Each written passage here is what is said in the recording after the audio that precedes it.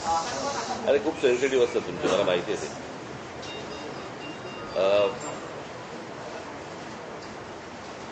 गेले काही दिवस जे विद्यार्थ्यांचं आंदोलन जे देशात सुरू आहे,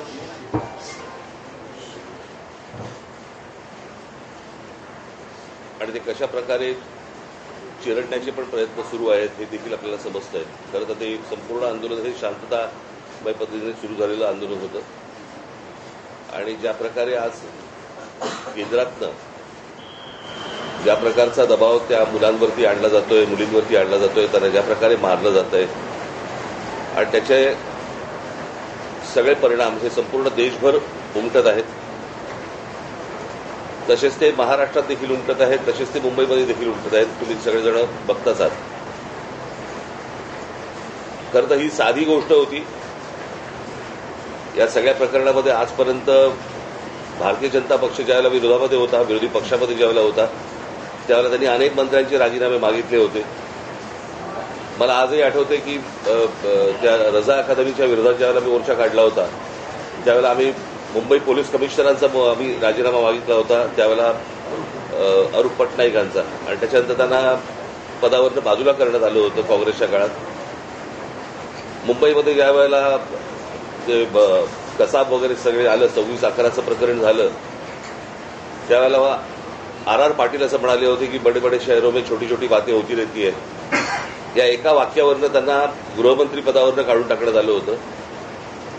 आणि साधारणपणे पदाची ज्यावेळेला तुम्ही जबाबदारी घेता, त्यावेळेला पदामधनं आलेल्या अपयशाची देखील जबाबदारी ही तुम्हीच घेतली पाहिजे, हीच खरी तर मागणी आहे. आणि हीच मागणी होती या मुलांची की हे काय पहिल्यांदा नीटचे पेपर कुठले नव्हते. ही मला असं वाटतं तिसरी वेळ आहे. नीट परीक्षा ज्या वेळेला आणल्या, त्याच वेळेला आम्ही विरोध केला होता त्या गोष्टीला की असल्या केंद्रीय पद्धतीने तुम्ही या परीक्षा घेऊ नका. पण ते सत्ताच एवढी होती की त्यावेळेला कोणाला ऐकायची त्यांची तयारी नव्हती. आजही नाहीये. आणि आज प्रश्न असा आहे की आज राजीनामा धर्मेंद्र प्रधानांचा मागायला सुरुवात झाली होती, परंतु आता प्रश्न असा आहे की ज्या प्रकारे मुलांना मारलं गेलंय, आता हा प्रश्न प्रधानांपुरता मर्यादित न राहता पंतप्रधानांपुरता पुढे गेलेला आहे. आणि त्याच्यामुळे गृह खातं आणि आज पंतप्रधानांनी आज काहीतरी ट्विट केले, पण त्या ट्विटला काही अर्थच नाहीये. खरं तर या लोकांना बोलवून जर समजा त्यांच्याशी चर्चा केली असती आणि तो विषय जर नीट समजून घेतला असता तर एवढं प्रकरण पण झालं नसतं. पण मला काही समजतच नाहीये की या सगळ्या गोष्टींचा एक सरकारी सत्तेचा जो उद्दामपणा जो आहे हा कशासाठी आहे. म्हणजे हीच गोष्ट आपण, मला असं वाटतं की त्या शिखांचं ज्यावेळेला शेतकऱ्यांचं आंदोलन झालं त्यावेळेला देखील कोणाला ते भेटायला तयार नव्हते. ते पण तसंच त्यांनी मोडायचा प्रयत्न केला. मणिपूरच्या वेळेला पण देखील तेच प्रकरण झालं. आता अनेक आंदोलनं ज्यावेळेला होत आहेत, आज ग्रामीण महाराष्ट्रामध्ये अनेक आदिवासींची आंदोलनं होत आहेत, तिकडे लक्ष द्यायला वेळ नाहीये. म्हणजे कसला ही कुठली सत्ता आणि हा कुठला सत्तेचा बाज. ती मुलं असं काय मागत होती बरं? नीटची परीक्षा द्यायला किती कष्ट असतात, किती त्रास त्यांना असतो, हे त्या मुलांना विचारा एकदा. माझा एक जुना व्हिडिओ तुम्हाला आठवत असाल, आता मी कुठेतरी तो व्हायरल होताना दिसतोय की ज्यावेळेला मी पंतप्रधानांशी बोललो होतो नीटच्या परीक्षेबद्दलच, आणि मी त्यांना त्यावेळेला सांगितलं होतं आज शेतकरी आत्महत्या करतायत, उद्या हे विद्यार्थी आत्महत्या करतील, आणि तेच झालं. आज ही मुलं आत्महत्या करतायत. आणि त्यांचा सगळा जो राग आहे, आज त्या विद्यार्थ्यांबरोबर इतरही लोक आज या आंदोलनामध्ये आज आलेले आहेत. आणि मला असं वाटतं की हा एकूणच सिस्टीमच्या विरोधातला राग आहे. ज्या प्रकारे आज देशामध्ये गोष्टी सुरू आहेत त्याच्याबद्दलचा राग आहे, आणि तो राग सगळेजण व्यक्त करतायत. आज प्रत्येक घरामध्ये ज्यांची मुलं नीट परीक्षेला बसलेली नाहीयेत त्या आयांना आणि वडिलांना देखील त्यांना पण त्रास होतोय हे सगळं बघून. आणि आज जी मुलं आज इकडे मोठ्या ज्या अपेक्षेने आज आली, मला असं वाटतं त्याचं पुढे काय करायचं, त्याला कशी वाट करून द्यायची याचाच आम्ही विचार करत होतो. मला असं वाटतं उद्धव आपल्याशी बोलतील. नाही सांग कार्यक्रम जाहीर करणं. आणि त्याच्यामुळे आम्ही 26 तारखेला आम्ही एक शक्ती प्रदर्शन मोर्चा म्हणा, शक्ती प्रदर्शन म्हणा किंवा काही म्हणा, ह्या मुलांना घेऊन करायचं आम्ही ठरवलेलं आहे की मुंबईसारख्या एका महत्वाच्या, सर्वात महत्वाच्या देशातल्या शहरामध्ये देखील ही सगळी मुलं आणि सगळेजण पालक हे एकत्र येत आहेत आणि आपला राग, रोष व्यक्त करतायत. हे मला असं वाटतं केंद्राला देखील कळणं गरजेचं आहे आणि त्याच्यासाठी म्हणून आम्ही येत्या 26 तारखेला रविवारी येत्या 26 तारखेला आम्ही हा मोर्चा आम्ही काढत आहोत. हा मोर्चा निघेल शिवाजी पार्क, शिवतीर्थावरून हा निघेल आणि हा मोर्चा जाईल सिद्धिविनायकाच्या इकडे. तिथे जाऊन आम्ही देवाला साकडं घालणार आहोत की या सरकारला सुबुद्धी देव आणि याच्यासाठी म्हणून तिकडे आम्ही त्याची सांगता करणार आहोत आणि हा आत्ताचा आमचा कार्यक्रम आहे. मला असं वाटतं पुढे मी कालच दिल्लीला जाऊन आलो. माझ्या आधी अमित पण जाऊन आला. आपल्या माध्यमातून ही दृश्य संपूर्ण जग पाहत आहे. एक गोष्ट नक्की की हा विषय केवळ नीटच्या परीक्षेपुरता मर्यादित नाहीये. कारण ज्या वेळेला मी गेलो, माझ्यासोबत संजय राऊत होते, अनिल देसाई, अरविंद सावंत ही सुद्धा मंडळी होती, खासदार होते आणि त्या गर्दीमध्ये एक व्यक्ती राजा तिकडे संजयला असं भेटला की त्यांनी विचारलं की आप कहाँ से आए हो. संजयने विचारलं. तर मैं बिहार से आया हूं लेकिन मैं हूं तो मध्य प्रदेश का. तर तो काही विद्यार्थी वाटत नव्हता पण मध्यमवयीन तरुण होता. तर त्याला विचारलं आप क्यों आए हैं. तर त्यांनी सांगितलं की माझा व्यवसाय नीट चाललेला होता, माझी रोटी व्यवस्थित चालू होती, पण नोटबंदीच्या वेळेला माझी पूर्ण उद्योगधंदा, रोजीरोटी उद्ध्वस्त झाली आणि तो राग व्यक्त करायला मी आलेलो आहे. म्हणजे हे एक निमित्त झाले असं म्हणा पाहिजे तर, परंतु हा गेल्या काही वर्षातला राग हा आता उफाळून वरती आलेला आहे. दुर्दैवाने आज मी वृत्तपत्रात वाचलं आणि कालच आपल्या माध्यमातून मी बघितलं की न्यायमूर्तींना किंवा न्यायालयाला या प्रकरणाकडे लक्ष द्यायला वेळ नाही असं ते म्हणाले. आता विषय असा झालेला आहे की दिल्लीमध्ये मला सुद्धा तिथल्या काही मुली भेटल्या आणि त्या संतप्त होत्या. त्या सांगत होत्या की आमचे कपडे फाडले गेले, वाटेल तसं मारलं गेलं, काही ठिकाणी तर लाठ्या काठ्यांना खिळे लावून, गजलेले खिळे लावून मारलं गेलं, डोकी फोडली गेली. आणि काल एक व्यक्ती, जी महिला म्हणजे मुलगी जी अत्यवस्थ होती, मला कल्पना नाही, आता तिचं येता वाचलं की आता आहे की नाही मला माहिती नाहीये. तर एक एक असे अत्याचार वाढत चाललेले आहेत. न्यायालयाला कबूतर, कुत्रे यांच्याकडे लक्ष द्यायला वेळ आहे पण कॉक्रोचकडे लक्ष द्यायला वेळ नाही. हे दुर्भाग्य आहे. आणि देशाची परिस्थिती आता अशी झाली का आणि न्यायालयाची परिस्थिती सुद्धा अशी धृतराष्ट्रासारखी झाली का. म्हणजे द्रौपदीने धृतराष्ट्राकडे न्याय मागण्यासारखं झालेलं आहे. आता मधल्या काळामध्ये चंद्रचूड यांनी न्यायालयाच्या न्यायदेवतेच्या डोळ्यावरची पट्टी काढली होती. ती न्यायदेवतेने परत पट्टी बांधली आहे का आणि कशासाठी बांधलेली आहे. हे एकूणच जे चाललेलं आहे हे सरकार आता कोणाला आपलं वाटते असं दिसत नाहीये. कारण मी ज्या वेळेला तिथे पोहोचलो तेव्हा जसं आता राज म्हणाला की आता विषय केवळ धर्मेंद्र प्रधान यांच्या राजीनाम्यापुरता नाही तर ह्या मुलांना, या विद्यार्थ्यांना आता हे सरकार नकोसं झालेलं आहे. हेच विद्यार्थी होते, हीच मुलं होती ज्यांनी अच्छे दिन याची अपेक्षा करत ह्या सरकारला निवडून आणलं होतं. पण हे सरकार निर्दयीपणाने वागतंय. पंतप्रधानांनी आज ते काय ट्विट केले, कारण त्यांनी जाऊन बोलायला काय हरकत नव्हती. म्हणजे याच्यामध्ये कमीपणा बाळगण्याचं काही कारण नाहीये. आपली मुलं आहेत, आपली जनता आहे, यांच्याबरोबर चर्चा करायला कमीपणा वाटण्याची गरज नाहीये. पहिल्या दिवशी जर का सरकारने यांच्याबरोबर चर्चेचे दरवाजे उघडले असते किंवा पहिल्या दिवशी जर का यांना बोलवलं असतं तर ही इथपर्यंत वेळ वाढली नसती, एवढी हे आंदोलन ताणलं गेलं नसतं. लोकांना आज व्यक्त व्हायचंय.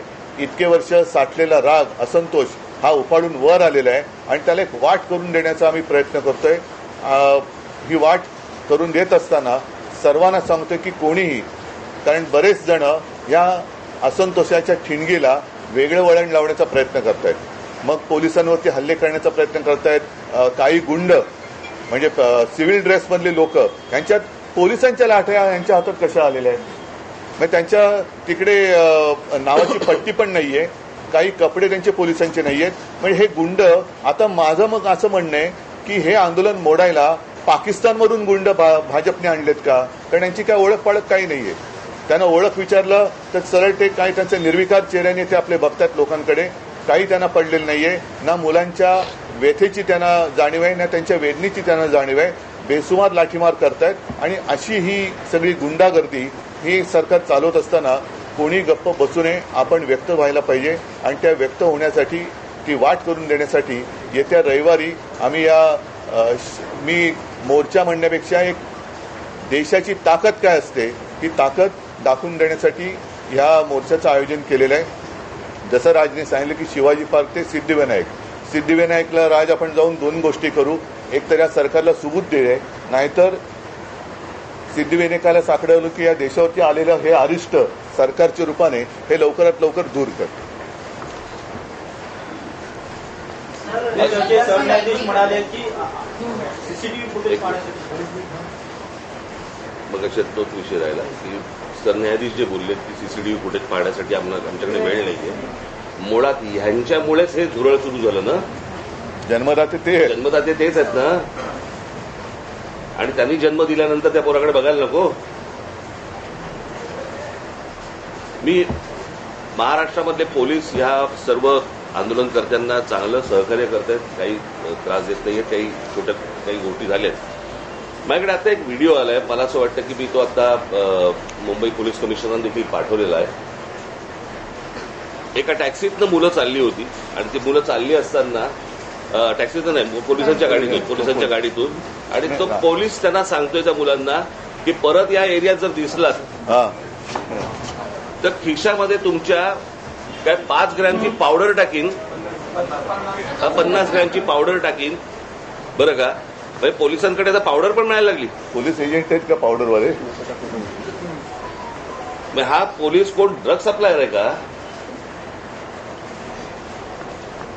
हे कुठचे काय चाललंय मला कळतच नाही. मला खरं तर ही इतकी साधी गोष्ट होती. साधी म्हणजे म्हणण्यापेक्षा ही की बाबा पेपर फुटलेत काय कोण ज्याची जबाबदारी आहे त्यांनी राजीनामा द्यावा आणि जे त्याच्यामध्ये असतील सामील झालेले असतील त्यांना अरेस्ट करावी. ज्या काही गोष्टी करायच्या त्या सगळ्या गोष्टी कराव्यात. परत हे होणार नाही याची शाश्वती द्यावी आणि त्यांच्याशी चर्चा करावी. हे सगळं प्रकरण इथपर्यंत आलंच नसतं. बोला. यात एक प्रश्न असा आहे की नाही दिनेश एक मिनिट. आज जे मोदींनी ट्विट केले का काय केले मला कल्पना नाही की दोषींना सोडणार नाही. तर ज्यांनी या मुलामुलींवरती निर्दयीपणाने लाठीमार केलेला आहे, ज्यांनी मुलींचे कपडे फाडलेत, जे पोलिसांच्या वेशात न येता जे गुंड तिकडे घुसलेत, या गुंडांना पकडून त्यांना सुद्धा कठोर शिक्षा करण्याची जबाबदारी मोदी घेत आहेत का? हे गुंड कोणी घुसवले होते? हे गुंड कोणी आणले होते? आणि राजरोज फिरतात त्यांचे पण व्हिडिओ आहेत. अगदी ती काठ्या बिठ्या आणि पोलिसांच्या लाठ्या त्यांच्या हातात कुठून आल्या? पण उद्धवजी, मुख्यमंत्री देवेंद्र फडणवीस आणि जे.पी. नड्डा जे भाजपचे केंद्रातले नेते आहेत ते असं म्हणतात की विरोधी पक्ष हा विद्यार्थ्यांच्या खांद्यावर बंदूक ठेवून या विषयाचं राजकारण करतात. भारतीय जनता पक्ष आजपर्यंत काय करत आलं? त्यांचा असाही दावा आहे की काँग्रेसच्या राजवटीतील अनेकदा पेपर फुटलेले आहेत. तेव्हाही आंदोलन झाली की. म्हणून तर बदललं ना सरकार.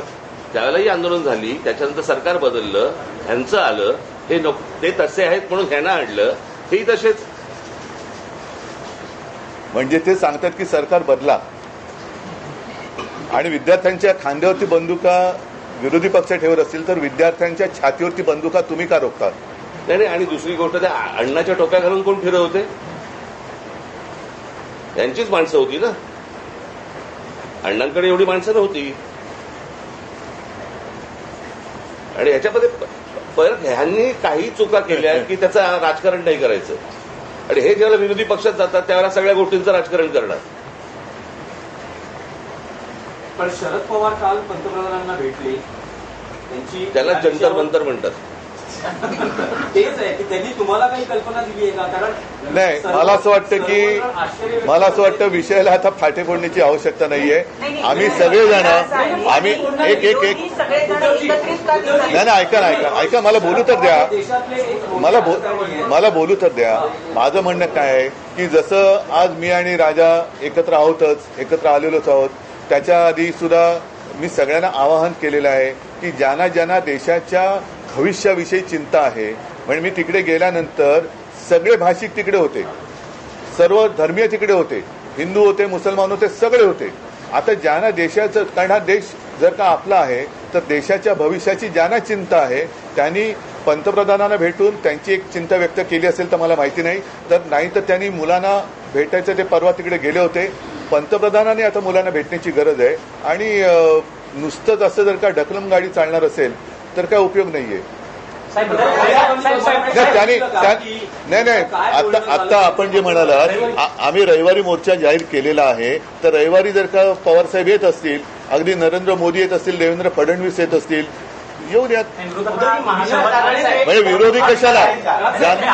एक फक्त विषय आहे की तुम्ही मोर्चाचं रूट सांगितलं, पण वेळ काय आहे, किती वाजता? सकाळी 10ची जमायची वेळ आहे, साधारणपणे 11:30 पर्यंत, 11, 11:30 पर्यंत निघू.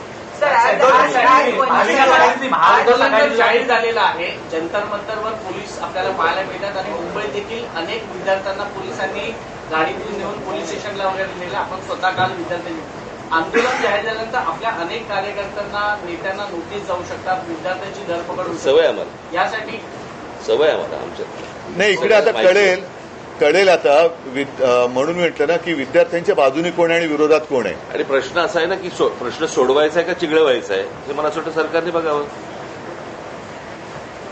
सर, आज वंचितनी महाराष्ट्र आणि देशबंदची हाक दिली आहे. 26 तारखेला तुम्ही आता मोर्चा काढणार आहात. प्रत्येक राजकीय पक्ष वेगवेगळ्या गोष्टी करण्यापेक्षा पहिली गोष्ट म्हणजे आता हे ते जाहीर करणारे आम्हाला माहीत नव्हतं, त्यांनी स्वतंत्रपणे जाहीर केलं ही गोष्ट, बरोबर आहे. आम्ही देखील जे काही ज्याला मोर्चा म्हणा किंवा काही म्हणा, या सगळ्या गोष्टी करताना तिथे आमचे राजकीय पक्षाचे झेंडे नसणार, कळलं का? तिथे जर कुठचे झेंडे असतील तर ते फक्त तिरंगे असतील, देशाचा झेंडा असेल, बाकी कुठचेही राजकीय पक्षाचे झेंडे त्या सगळ्या अख्यामध्ये कुठेही नसणार. आणि आत्ता उद्धव सांगतात त्याप्रमाणे काँग्रेसशी देखील बोलणं चालू आहे, ते देखील सहभागी. काल माझं बोलणं झालं, राहुलजींशी पण झालं, मग सपकाळांचा फोन आला होता आणि त्यांनी पण सांगितलं की आपण एकत्रितपणाने या गोष्टी करू. आता हे आम्ही परवाच्या मोर्चाची घोषणा तर केलेली आहे, आता त्यांना सुद्धा आम्ही सांगतोय सगळ्यांनीच, अगदी पवार साहेबांना असेल आणि भारतीय जनता पक्षातल्यांना सुद्धा, जे विद्यार्थ्यांचे खरे पालक आहेत, ज्यांना विद्यार्थ्यांबद्दल तरुणांबद्दल चिंता आहे, आणि असे अनेक भाजपचे लोक आहेत की त्यांना आता असं वाटतं की आपण भाजपचे समर्थक राहून गुन्हा केला, ते सगळेजण या मोर्चात सहभागी होऊ शकतात. आणि मला असं वाटतं एकच मिनिटं, आणि मला असं वाटतं विद्यार्थ्यांबरोबर आवाहन करीन की पालकांनी देखील याच्यामध्ये सामील व्हावं. फोन केलं, फोनवर बोलू. नाही, एक तर काय झालं, मी तिकडे रात्री पोहोचलो त्यावेळेला त्यांचं आंदोलन नुकतंच संपलं होतं आणि त्यांना मला वाटतं ते कुठला छत्रसाल स्टेडियम तिकडे नेलं होतं. मला जंतर मंतरवरती जायचं होतं कारण अभिजित आणि सगळेजण तिकडे वाट बघत होते. मी तिकडे गेल्यानंतर मग माझी काही भेट झाली नाही, पण काल सकाळी माझं फोनवरती बोलणं होतं.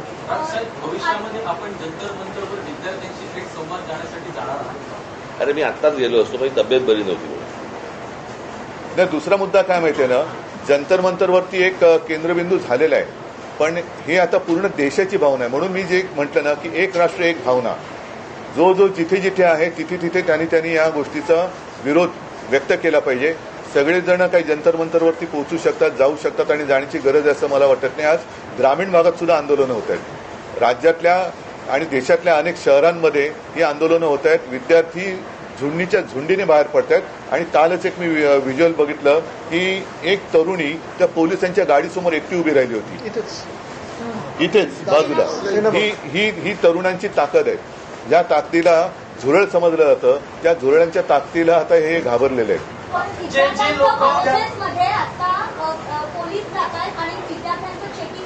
कुठे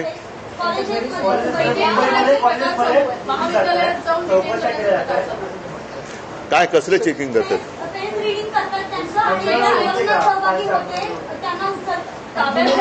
त्यांना काही तासासाठी डिटेन करतात आणि सोडतायत, कोणी घाबरत नाही. पण त्यांना काल पण आम्ही पाहिलं, काल मी आणि अमितच गेलो होतो पोलीस. आता देश भीतीच्या पलीकडे गेलेला आहे आणि काल सुद्धा मी तिथे ज्यांना भेटलो ना, एक तो तुमच्याच माध्यमातून बघितलं, तो एक मुलगा उभा आहे ना, मारो मारो मारो, तो नागपूरचा मुलगा आहे. तो भेटला मला, तो काय करतील मारून मारून, काय करतील. आणि असं जगून तरी काय फायदा. म्हणजे हे लोक आता त्या भीतीच्या पलीकडे गेलेत. त्याच्यामुळे चेकिंग तुम्ही त्यांची मनं नाही ओळखली, शरीर किंवा कपडे चेक करून काय करणार, त्यांच्या मनात काय चालले ते ओळखा ना. सोनम वांगचुक यांनी काल त्यांची भूमिका जाहीर केली. विद्यार्थ्यांचं म्हणणं काय होतं यावर चर्चा झाली का? आलं नाही तुमच्यापर्यंत? त्यांनी व्हिडिओ काढले होते ना. ऑडिओ व्यवस्थित नाहीये. सोनम वांगचुक यांचं असं म्हणणं आहे की विद्यार्थ्यांवर ज्या केसेस आहेत हो. त्या मागे घेतल्या तर आपण आंदोलन किंवा उपोषण संपवतो.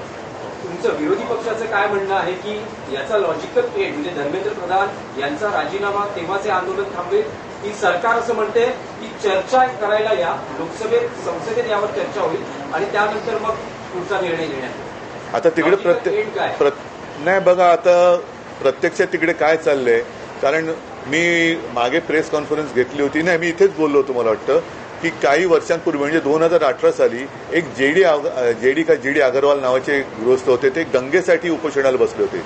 सरकारने लक्ष नाही दिलं. 115व्या दिवशी त्यांनी प्राण सोडला. गंगा आणखीन वाईट झाली. म्हणजे करोनाच्या काळात तर मग गंगेमध्ये मृतदेह पण सोडले गेले. मी आज सरकार हे निर्दयी आहे. मी वांगचुकना त्यांना तिथून हलवण्याच्या आधी 1-2 दिवस आधी फोनवरनं बोललो होतो आणि मी त्यांना हेच सांगितलं होतं की आपण उपोषण सोडा, कारण उपोषण कोणासमोर करायचं, ज्यांना काहीतरी संवेदना आहेत. या सरकारला संवेदना नाहीये. त्याच्यामुळे त्यांना असं वाटतं की अशी लोक गेलेली बरी, म्हणजे एकदा काय ते सगळं स्मशान शांतता होऊ द्या. पण तसं दिसत नाहीये. अनेक जण आता प्रत्येकाच्या मनामध्ये ही ठिणगी पेटलेली आहे. त्याच्यात तुमचा जो विषय आहे की धर्मेंद्र प्रधान, शेवटी मग जबाबदारी कोणाची आहे? जे जबाबदार आहेत त्यांना सोडणार नाही. मग धर्मेंद्र प्रधान पहिले जबाबदार आहेत, त्यांना का सोडतायत? आणि धर्मेंद्र प्रधान पण कोणी एकेकाळी पेपर फुटीच्या विरुद्ध रस्त्यावर उतरले होते असं म्हणतात, जे आता विद्यार्थ्यांचं नशीब फोडतायत. तुम्हाला काय वाटतं की चर्चेतून, सरकार म्हणते चर्चेला या, यातून मार्ग काढू, तुम्हाला असं वाटतं की चर्चेतून मार्ग हे सुरुवातीला करायला पाहिजे होतं ना. हीच गोष्ट उपोषणही झालं नसतं,